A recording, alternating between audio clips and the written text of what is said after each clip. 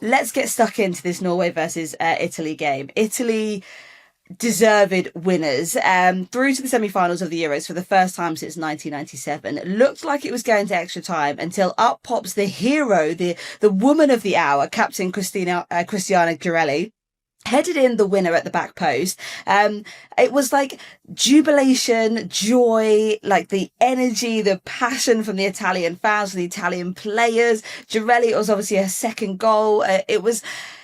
I mean, the manager ran over to the celebrations, the subs bench, the physio, everyone in between ran over there to celebrate, obviously meaning so much to them. We kind of thought it was going to go to extra time, and then Girelli just pulls it out of the bag. I mean, tell me what it was like to kind of watch that celebration and Italy understand that they were making history by getting into that semi-final. A combination of joy and frustration, because joy in that Italy had scored both goals my end, and both times ran the other side of the bloody goal, and I was like, oh, this one didn't Cristiana, pay off, mate. You could have come this way for that one, like just one of them. So I've got some shots, like, you know, that post behind the goal that holds up the net. I've got some nice shots of her, like right between that, giving it a bit of this, you know, fist pump in the air. But there were some wonderful celebration scenes afterwards, so I was able to capture some of that. But I was sat with the Italian fans behind me, and they had the biggest flag I've ever seen waving during the game. So they were well up for it. Very noisy. Definitely kind of probably drove Italy towards the end, because I do think Italy started to flag.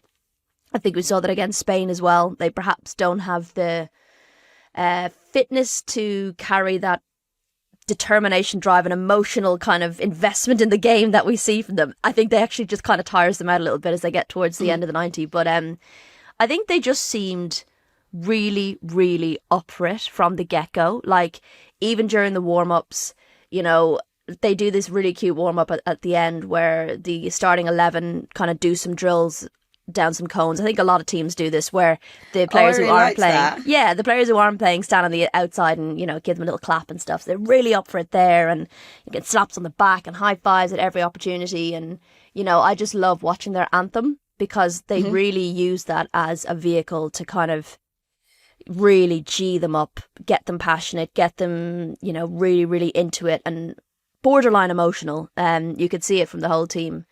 So that was lovely to watch, and it just kind of, it's a real contrast. That's not to say Norway aren't really emotional and that their anthem, like, I mean, it's just a contrast in the way that the two approach their anthem. It's a bit like the way Wales do it, or, you know, there's always that kind of real emotion behind it, and say you contrast that to England, where everyone's quite, you know, stoic. So you've got the Italians all arms around each other, leaning back, screeching their anthem into the sky, and then having patriotism that big, resonating around the stadium. That big roar right at the end. Whereas Norway are like really calm. They all hold hands, which is quite sweet, and they all just kind of stand with the, like, you know, with their eyes closed. And it's quite a different anthem as well, which is actually one of the highlights of this tournament has been Astrid, Norwegian singer, singing the anthem at the opening game against Switzerland. It was incredible. I would recommend you go and Google it. It was like something from a fairy tale. I was just like, this is Norway's anthem? I never knew. And then now that I've heard it at every other game, I'm like, oh yeah, that sounds like an anthem. But when Astrid did it, it was unbelievable. Anyway, I digress. I do feel like that just really, from the get-go, Italy were just like, come on! And then that just faded by about, like, once Norway's got their goals, I was a bit like, oh dear, they need a little bit of that va-va-voom, or that kind of, you know, Italian-like spice sprinkled on to get them going. And I do think the fans had a massive part in them going and pushing for that final goal. Well, let's definitely talk about the first half, because it was a little bit cagey, I'd say, shit. in that first half. I couldn't quite understand if anyone was going to kind of progress and make a chance. And then Italy kind of popped up and had the two better chances, I'd say, in the sort of first opening 20 minutes. Totally, I think there was an Italy dominance there. Norway couldn't. I didn't feel like they could really string passes together. There was there was no cohesion. There seemed to be this kind of, I don't know, just mismatch in what the players wanted to do and the kind of game plans they were all trying to execute. Like, no one seemed to be on the same page. Talking of that, I suppose, then you've got that Girelli, Severini going for the same header. So I suppose Italy also not completely perfect in the way that they were trying to approach the game plan, getting in each other's way there. And then you've got this, and again, Rach, you did flag in the podcast previously, Signe Korpset almost scoring from the halfway line. I think it was just before half time that she attempted this absolutely long range effort. I think she was just inside the halfway line, sees the keeper off her line, tries to launch it over. And from the camera angle, it looked like it was going in. And I don't understand actually how it missed and how it kind of bounced out, because the angle, I just couldn't understand it. I was watching that and I was like, oh my God, is this how Norway get ahead? Because I think we were messaging each other going, Italy are better. Definitely. They've had more chances, but somehow Norway are going to squeak through this like they kind of have the other games. So when I saw that, I was like, this is how they're going to go ahead. And no, it just, even the goalkeeper was just like, oh, Jesus Christ. We all kind of watched it the same way. But yeah, no, went wide. That was my biggest fear, that it was going to be one of those really jammy wins for Norway and not really deserved. I think then it was really nice, I think, to sort of like have the teams go into halftime, kind of reset. And then all of a sudden, Girelli pops up, 50th minute, scoring just after everyone's come onto the field of play. The ball comes in from the left-hand side. Guro Reisen definitely struggling in that kind of unfamiliar left-back role. And that was definitely something, I mean, that kind of... It kind of become a bit of a running theme, I think. And the commentators, I didn't manage to see this, but the commentators were saying even when she was kind of coming out onto the pitch before the game started, she didn't look particularly happy with knowing that she was going to be in this really position. Feel for her. You know, I do. It's not her natural position. It's not her fault if she ends up having not a great game in said position. She's gone out there to do the job she's been asked to do. And, you know, probably an area that Italy targeted, knowing that. Definitely. So I do feel for a player in that situation, like even Jess Carter, who arguably has played left back an awful lot more than Guro Reiten has. When you know you're having a bad game, like, what can you do? You just have to keep going. You have to keep trying. You have to keep getting in for the next one and getting in for the next tackle. And yeah, I do feel for her. But it's, I guess, with the previous left back being suspended for the game, you know. But then again, you're just looking at that Norway team, and it just kind of exemplifies that. Put the best 11 out on the pitch and we'll figure out what position to put them in. Once the best 11 are out there, that's all that matters. And I've seen a lot of people on social media saying it looked like they've never played together before. And that seems to be a common theme. And, you know, some are looking to put all the blame on the manager, which, look, I think perhaps is a bit unfair to lay it all at Gemma Granger's door. You know, maybe this was a step too far too soon. But I also think it's not that she's not been the only it's not been a problem since being under her. Like, Norway struggling. This is a long-standing problem. A long-standing thing, and I do think some of it has to be the players' responsibility as well. Like, there must be something about. There's some great takes on social media. There's some awful takes on social media, but there's some funny ones about, you know, how when they pull on the national shirt, that it's some sort of kryptonite and they all forget how to play football. Like, you know, because you look at some of these players week in, week out and think, Christ, these are some of the best players in the world in their position. Well, I think it was that like some of the frustration, I think, Guro Reisen fans, and especially like seeing her and how well she's done at Chelsea and what she can achieve when she's kind of given that freedom to kind of press up and whip those balls in. But then seeing her sit back in left back, you can tell, like, obviously that she just... And that's the thing, I suppose, there wasn't that versatility there to kind of adapt to the role. And also, you've got to give credit to Guro. I mean, she's quite slightly statured. I mean, trying to go up against the likes of Girelli, like, you're never going to win an aerial battle. Like, that's just nothing, that's not in your locker. So, yeah, I did feel for her. But yeah, I would 100%, and I think we've agreed throughout the entire tournament, there doesn't seem to be that cohesion that anyone is really playing the same game. It must be quite frustrating. I mean, I don't know if you've experienced something like that. It's quite a complex thing to experience, I imagine. But maybe you've had just games with a team where things just aren't clicking. I can't imagine how frustrating it is because everyone loves playing for their nation. Everyone's proud to represent their country. But to come in and represent your country and play in major tournaments and just look around each other and be like, why is this not working? Like, even basic things like stringing passes together. Like, you know, sometimes I've been watching them. I have happened to see every Norway game. I've been at every Norway game, and you're just like, how have you not passed that to her? She's right there. Do you know what I mean? And you're like, some really basic stuff that you don't expect from players. And I don't know, have you experienced that kind of thing where you're just like, okay, it's not clicking for us today? Because that feels like it's Norway every time they're in a major tournament. I was going to say, like, you go through games of that. You don't go through years of that. Yeah, I mean, things change, structures change, like game plans change. And I just think, I don't think Norway have ever kind of got into a steady rhythm of being consistently good. I'm going to get quite a lot of shit for that. I can feel it already. But I just don't feel... Well, no, point us to a time with, you know, recently, where with the players that they have, where they've had a really good, you know, major tournament. 100%. But then talking of that, you do have this kind of young emerging talent. I mean, like you said, Gorpset seemed to be, and I have to give her credit. I think she was probably one of the only players that I really saw have that kind of passion and energy to really dominate the game and just take control of what she could herself. I mean, she did the best she could with what was happening. A bravery where she was just like, every time I get the ball, I'm going to cause problems. And you can see that she did. She did. And there was frustration there, I think, that she could kind of look around and not really see the same kind of energy from teammates. But listen, but like, I think the way we're coming at this, the angle we're coming at this from is not just sitting there going, oh no, we're shit. Like, you know, we see a lot of these players week in, week out. We admire these players. They do such amazing things domestically for club. And we want them to succeed on the biggest stage. Like this, when we talk about, like, you know, when you talk about teams and like the golden years, whatever that might be. And for some teams that feels like it's passed a little bit and things haven't been achieved. We've talked about Scotland having a number of key players retire and thinking, oh God, what could have been? And it feels like that with Norway. And it's frustrating because you feel like quality wise, this could and should be one of the top teams. Mm-hmm. And we're so used to seeing these players perform so well. And like, I feel for them because it must be so frustrating to go into a play for your national team. You're like, bloody hell, I just seem to forget how to pass the ball. So yeah, it's not coming at it from a, let's slag off this team. It's coming from a like, why aren't we seeing... Yeah, like there's so much potential there. Let's go. Yeah, quite. It's like, God damn it. I know the pundits were saying that. I mean, I love these kind of weird and unusual stats, but they were just said, like, you know, the average age of the Norway squad is around 28.5. Like, these are really experienced players. These are players who have been in major international tournaments multiple times before, have, you know, won, you know, loads of domestic trophies. I mean, Ada Hegerberg, her shelf must be like Caroline Graham Hansen, Caroline Graham Hansen, Guro Reiten, all of them. But yeah, when it comes to international football, it all just falls apart. But let's crack on because there was so much more drama that unfolded in this game. So after that Girelli opener, you got Sofia Cantori, then thought she'd scored a second straight away. That was, but it was chaos. That like offside. Summed up the game. Do you know what I mean? I was trying to shoot that and I was like, I do not know where the ball is or who I'm meant to be shooting. It's in the goal. Oh Christ. Well, I got her celebration. It's offside. God damn it. Like, it was just mental. There was two players came together and just neither of them got the ball and just slid right into each other. It was like, this is this game in a nutshell.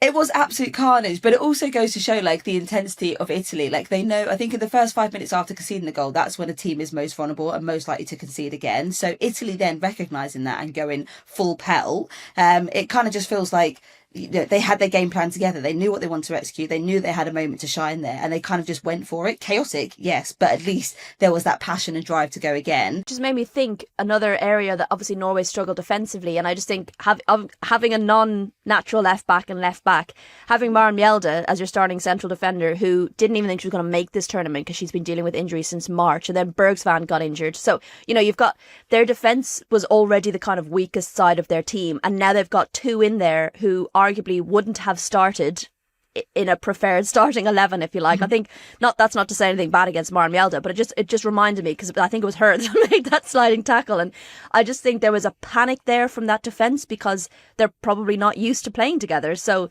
add that on top of like Italy have just scored. There's about 6 of them in the box all swinging for the ball, and there was a real like just like bodies on the line kind of vibes. It was absolute madness. But then the madness escalated even further. So after an hour, Linari dragged down Ada Hegerberg after a dangerous looking ball into the box. I mean, I didn't initially see it at all. And then the ref, I mean, it was Stephanie Frappart, and I absolutely love her to pieces. Like, everything she does is perfect. She obviously had a really good vantage point. So it was just on the penalty spot. And Linari was like she had her hands almost kind of like in a bear hug Rugby around. It's nice. Ada Hegerberg brought her down, and then like there was a protest from Linari, and it was just like, it was, I think once the replays had come back, it was just so obvious what had happened, and I think even she was like, God, I'm going to protest, but I don't really believe it. You know that Marge Simpson gif where she's at the kitchen table being like, hand over the eyes, I'm like, Jesus, don't look at me, like, it's not me, don't know what you're talking about. It was just so unnecessary. It was just an unnecessary thing to do. It was reviewed on VAR, but even though Hegerberg was offside, it couldn't be overturned for that, because if the foul is committed before the actual offside offence, then the play is still live. Sorry, it's not a new rule. It's a rule I didn't know. And what I think is mad is if she'd scored, she would have been ruled offside.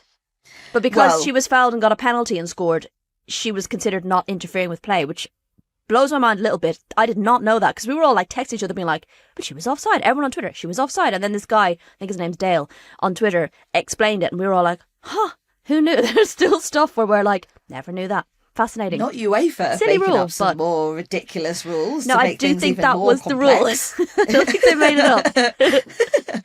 Well, stop with this nonsense because it's getting too confusing. Anyway, like you said, Rach, it didn't matter because Anna Hegerberg missed from the spot. It was the second penalty she's missed in this tournament after she also failed to hit the target against Switzerland. I mean, the penalty itself was soft. It was, the run up was almost a walk. There was hate no those stutter run backlift. ups. But it didn't even feel like a stutter. It felt just like a very slow walk, which meant that she couldn't she didn't generate the power behind it. And also her body language and the way she approached the ball was so obvious that she was going to go to the goalkeeper's left-hand side. Goalkeeper, of course, went the right way. And even if it was within the post, I think she still would have saved it because she'd covered it in any event. But this was just catastrophic. This was just kind of an emulation of everything that had been happening on the pitch thus far for Norway. It not clicking. And a second miss, which is, and like, you know, hindsight's a wonderful thing. And, you know, there's camps that say if you miss a penalty, you go up and you take the next penalty, you know. But what's difficult is it's not like you don't have top penalty takers in your squad. Maren Mjelde and Guro Reiten are both excellent penalty takers. I think back to Maren Mjelde scoring that penalty in the quarterfinals against Lyon in injury time of extra time, scoring a penalty at the death and then going up and scoring the first penalty when it went to penalties. And I just think when you've got someone like that with ice in their veins that can do that, personally, I probably would have given it to Maren. But then you're like, well, if Ada's the penalty taker and, you know, that we want her to not like lose her confidence. I don't know. I just found that really interesting. But I guess it's the kind of thing you only really assess if you miss it. True.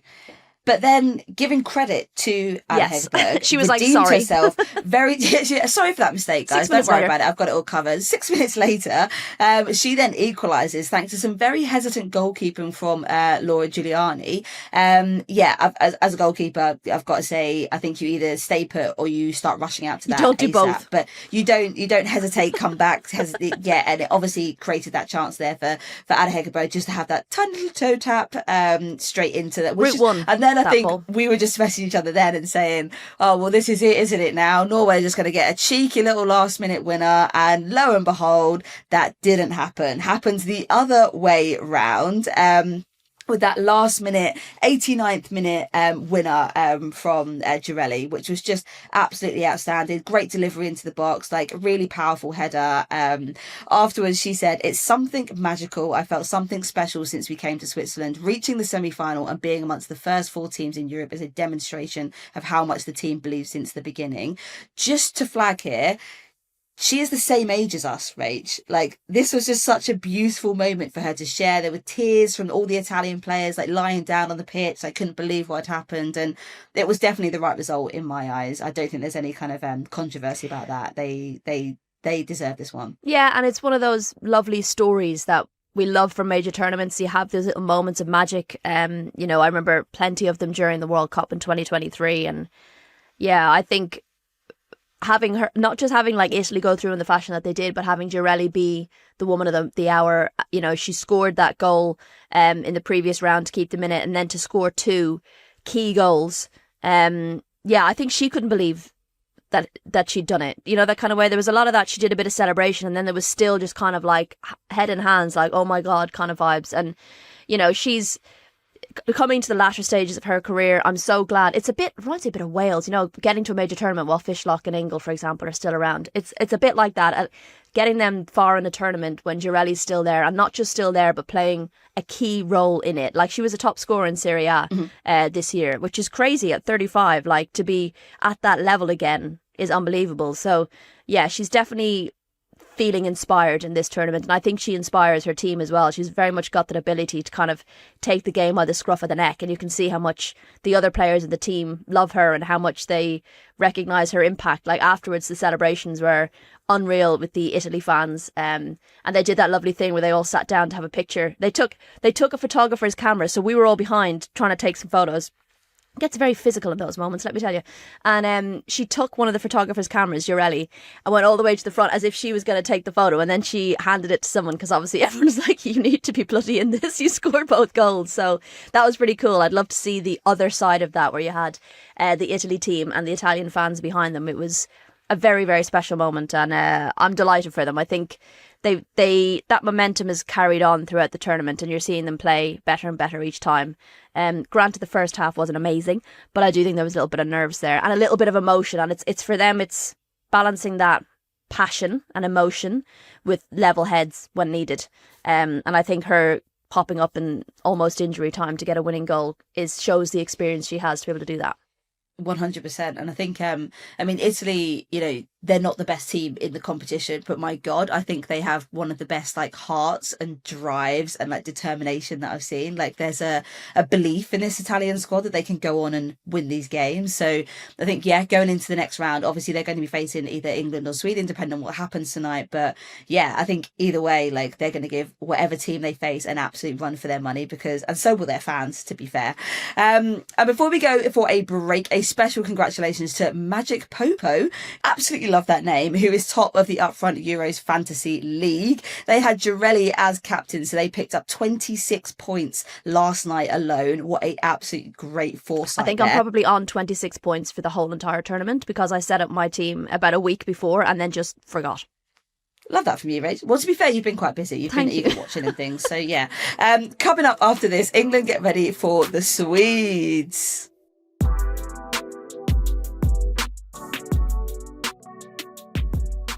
All right, tonight, a tough test faces England, Sweden in a rematch of their Euro 2022 semi-final. Ella Toone said that England's next opponents should be scared after their victory over Wales, but Sweden captain Asllani disagrees. We don't have the word fear in our dictionary. I mean, Rach, we spoke about this previously, just before the pod started. You absolutely love shit talk, shithousery. I fucking hate it, Chloe. I hate it.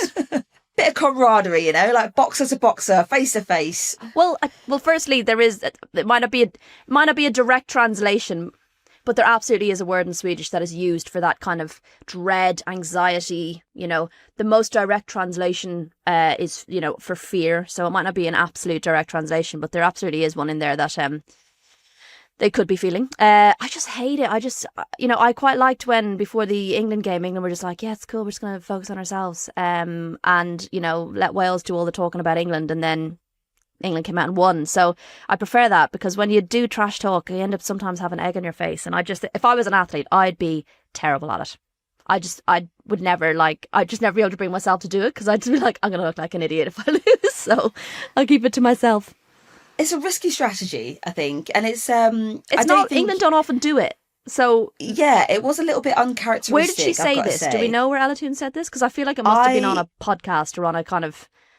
I'm not too sure, to be honest. Maybe producer Finn can tell us. Yeah, because are you just spreading fake news, Finn? Because I do feel like it's been talked a lot in Swedish press about England and how they want revenge and how they've got as Lani says, they have like a really good game plan. The perfect game plan, which I find fascinating, because I know people like to think Wiegman's predictable, but the perfect game plan is, I don't know, does it exist before the game's even started? Maybe it does, but I just feel like it was being talked about more in the Swedish press, and I was like, let them get on with it, and then now we have the Ella Toone quote, which is just going to rile them up even more. I think it's that there's never really a time, and especially against someone like Sweden who could cause upset and could cause damage. Like, they're a good team. Who've looked good this tournament. This is not like a first-time Euros entrant or, someone sort of very low ranked. This is a really decent team who could absolutely, come up on the day today, tonight, and cause egg on the face type situation. 100%. She said it on ITV after the Wales game, Chloe. Oh gosh. Well, maybe it was in the height of the emotion from the Wales game then. Maybe I'm going to add some context to there. Like, you're obviously celebrating getting into the quarterfinals. Like, it was a big test. Maybe there's just some, maybe a misquote from Ella Toone. Normally she's very well behaved. Thanks. I'm trying to add some like context and gravity to it. Sweden drew twice with England in qualification for this tournament. 1-1 last April in Sheffield, and then 0-0 in Gothenburg thanks to some Hannah Hampton heroics. Rachel, what do you remember about those games? They were quite dull. What can England learn from them, apart from making them a little bit less boring?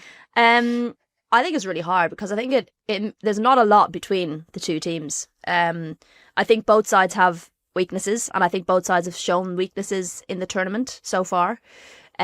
Equally, both sides have some serious weapons. I think Sweden, I don't want to say rely, but like favour that right-hand side with Johanna Reiten-Kaneryd. I think she's a weapon for them. And when you think about where maybe England's weaker area is, it could be on that left back side, given Alex Greenwood has kind of been thrust in there for the last 2 games, and that's perhaps not... And holding her own, though. Sure, but it's not something that's been a consistent setup. So arguably an area that Sweden could exploit.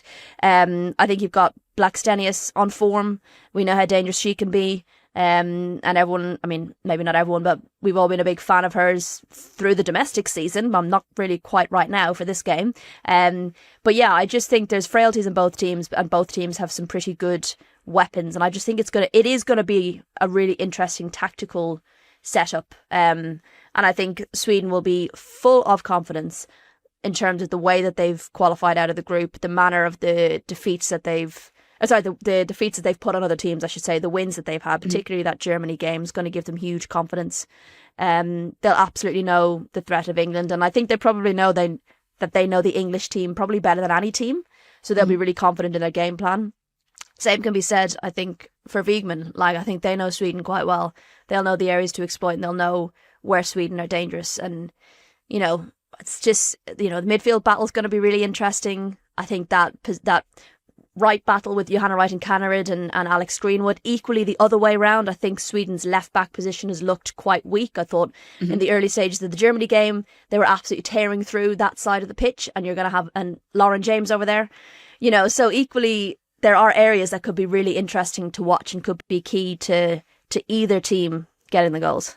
Yeah, like you said there, Rach, especially with the right-hand side. Johanna Reiten-Kaneryd, 65% of their chances have come down the right-hand side. And that, as you flagged, Rach, is like one of the areas that I think people have been most concerned about. Granted, the last 2 games for England, I think that has been a little bit more consistent. And there has been that kind of effective cover with Alex Greenwood being pulled across. I think them two kind of doubling up. And also, I think England have played a little bit more compact, and I think they've noticed also that teams are trying to attack that way. Like, teams are very switched on to the fact that, yes, there was trouble in the first game against France. So when teams have decided that is going to be the weakest route, they've I think England have adapted their game plan to that. So I'm not too concerned about that at the moment. I would say they haven't come up against a threat like JRK, though. That's the only thing. Fair. So it makes it very interesting. I think going forwards, I think I have much less concern. I think given how many goals we've scored, I know Wales not the hardest of opposition to have faced, but I think England seem to have found their firing form and found their opportunities. So, Lauren James has been on absolute... I don't know, she's just an absolute joy to watch. Like, I feel like she's really kind of come into herself this competition, is enjoying football, is enjoying the kind of fluidity that she's being given. Ella Toone, again, I think she's had a couple of great games. Do we think that, Serena's now started the same starting 11 for the past 2 games. Do we think there are going to be any changes, or do we think same again? Because it kind of feels like maybe a Euros 2022, not literally, but now it kind of seems like we've gone back to, trusting that golden 11, I suppose. I don't imagine she'd change it, because we've seen the difference in the original starting 11 and setup in the first game versus what the second starting of 11, if you like, with the tweaks that she made and the impact that they have. And I know, like, at the Euros she started the same 11 and the same subs, but I actually think that the games they've been facing, I think that starting 11 is the best for the game that they're facing. I don't think you're looking at it going, why would you start them? They're obviously going to struggle. I do think that is probably the best option. I think, again, Ella Toone providing that more robust cover in midfield, I think, is going to be needed.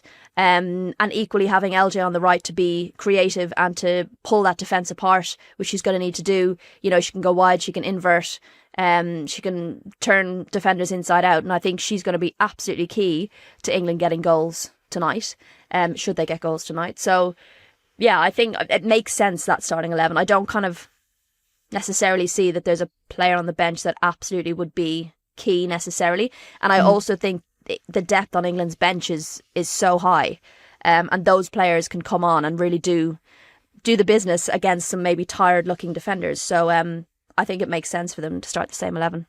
I think that's the thing that I've absolutely loved to see, is that there's been so much rotation with the subs. Like, I think there's only 4 or 5 players, I think, in the squad. If who that, haven't and two of yet them are picked up goalkeepers, right? exactly that. And I think, even when you've like looked at the trust that Serena's had in, the youngsters, Jess Park, Aggie Beaver-Jones, Michelle Adjiman coming on, and they've all been so impactful. I mean, Aggie Beaver-Jones getting that Euros goal, what a bloody moment. And an assist. Michelle Adjiman almost getting a goal on her with one of the first touches I think she had on the ball. How she does it, great save. So yeah, I think there is that kind of fire and tenacity, I think, from the subs that come on. Chloe Kelly again, Beth Mead, all making a huge impact when they've got their minutes in as well. There's been a lot of talk about England's clicking celebration since Chloe Kelly and Beth Mead did it last weekend. Apparently it's because they have a little group called the finishers, the subs, what they like to call the positive clique. So if one of them scores, they all click. So hopefully we'll see this again tonight. It was quite nice to see how excited the subs were for each other. And like I touched on that the day after the pod about that vibe and that warmth and that kind of happiness that we were seeing from the squad and how important that was. So it's nice that that's now become a talking point, I suppose. It does seem that there's a real good sort of like positive cohesion building within the squad. I mean, there was some really lovely footage of Kiara Keating and Hannah Hampton doing their warm-up together and kind of having this little like dance moment in the and obviously like you appreciate like how young both of them are. Kiara Keating, I think, has just celebrated her 12th birthday, and like you have to kind of appreciate like this is a massive moment for these youngsters and they are allowed to enjoy themselves. But like there was this like really beautiful like moment of like these two being friends and kind of just like enjoying the atmosphere and like being at the tournament. Pre-tournament, I asked the Lionesses at the media day what their best attribute was as a Lioness, and that's a lovely question. Kiara Keating was just like, I bring the vibes. And I was like, all right, forget about all the great stuff you do on the pitch. That's what we want. She's just like, oh yeah, I bring the vibes, I bring the energy. Like she so does. That's a really like lovely thing to be able to say that you do, like, and to have that kind of I don't know, respect for Hannah. And like obviously they have lost a big member of the goalkeeping squad. Like Mary Earps isn't in the setup this year. Like she isn't the stands though. She's in the stands, which is very interesting. Which I won't comment on. But it does feel like there's that like, yeah, they've had to fill a big gap. I think it's obviously like when you're at the tournaments and like there are only like 3 of you in the goalkeeper setup, like you do have that really close bond because you're working so closely together and you're the only like couple of people who understand like the pressures and demands of the role within such a highly pressurized environment. But yeah, it was just a really nice moment that I picked out. Talking of other really lovely moments, in her press conference, England's captain Leah Williamson addressed the real big issues and said that the Beatles are definitely better than ABBA. So this is the kind of thing that I'm talking about in terms of this really like high level analysis journalism and analysis of like what's going on in the England camp. They asked Serena Wiegman about Love Island. It's like, oh my god. Well, it has kind of infiltrated, I suppose, like since brother Russo decided to go on it, it kind of has been a bit of a talking point this summer too. It's funny, isn't it? Because the media gets slated if they ask boring questions or the same questions, and then when they ask something a bit rogue, they get slated again. So you can't win, can you? Look, sometimes in these like press conferences, you don't see what goes on before and after, and the kind of relationships that exist with media and the teams and the the press officers and stuff. And there are those moments of levity, and we do have chats pre and post pressers and stuff like that. So they might seem like really rogue questions, but actually it is sometimes just almost like borderline bantered, that kind of way, and it just can kind of lift the mood sometimes, and sometimes it might need that. And it those being interviewed, then it's a bit of a laugh, they relax a bit more and are perhaps a little bit more responsive for future questioning and stuff like that. So it might not be as rogue as it appears. Definitely. I think it just feeds into like the British sense of humour. Like it's that kind of like, we do like sarcasm or a little bit of like taking the mick out of ourselves. Like the media's seeing like the Serena and whoever, every kind of 2-3 days. Do you know what I mean? And you're like, oh, back to the same question again. How prepped are you for this? So every so often those little questions are kind of thrown in a little bit just to lighten the mood, I think. Well, can our listeners let us know whether they think the Beatles are better than ABBA? I mean, Rach, thoughts? Yeah, I guess we'd probably have to say that, although I am absolutely partial to an ABBA banger, so... It's just more shithousery, to be honest.